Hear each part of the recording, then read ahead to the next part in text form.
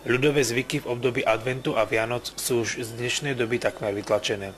Aby nevymizli úplne a opäť sa dostali do povedomia ľudí, trstenská mládež usporiadala benefičný koncert, ktorý sa nesol v duchu ľudových tradícií a zvykov.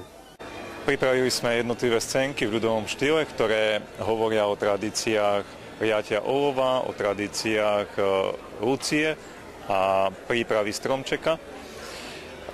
Chceme týmito scénkami ľuďom priblížiť našu tradíciu, z ktorej sme vzišli a na ktorú niekedy viac, niekedy menej v dnešnom svete zabúdame.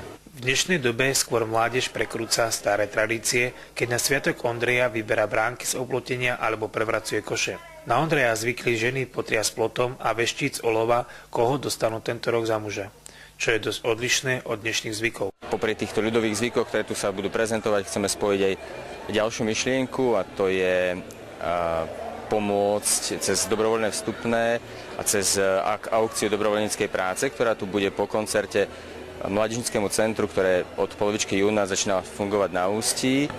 Pracuje pre mladých v rámci celej Oravy a samozrejme aj v rámci celej diecézy, keďže zriaďovateľom je diecézny biskup.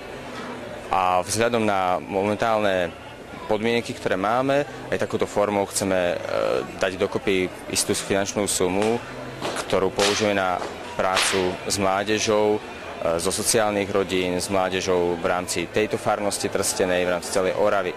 Vďaka netradičnému koncertu v Trstenej sa pomohlo nielen Centru mládeže sídliacom v rekreačnom stredisku v Ústí nad Priehradou. Mládežníci dostali do povedomia divákov staré ľudové zvyky, na ktoré už mnohí z nich zabudli alebo o nich nevedeli. Tým sa odovzdalo ďalej naše kultúrne dedičstvo.